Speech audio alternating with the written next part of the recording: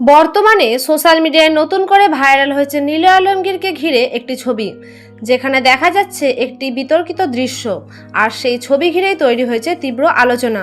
অনেকেই বলছেন এই ঘটনা নিয়ে নাকি নিলয়ের স্ত্রী ভীষণ ক্ষুব্ধ হয়েছেন এবং ব্যক্তিগতভাবে অসন্তোষ প্রকাশ করেছেন। অন্যদিকে এই বিষয়টি নিয়ে জান্নাতুল সুমাইয়া হিমি এর নামও জড়িয়ে পড়েছে।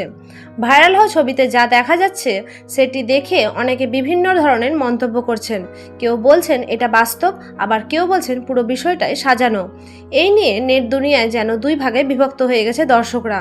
তবে এখানে আসে বড় টুইস্ট।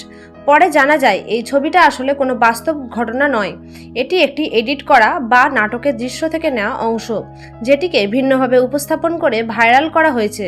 ফলে যে রাগ প্রতিক্রিয়ার কথা বলা হচ্ছিল সেটিও নিশ্চিত কোনো মন্তব্য তথ্য নয়, বরং গুজব হিসাবে ছড়িয়ে পড়েছে।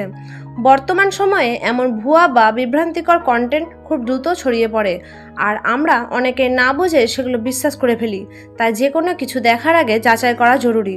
আপনি এই বিষয়টি কিভাবে দেখছেন? আপনার মতামত অবশ্যই কমেন্টে জানাবেন। ধন্যবাদ।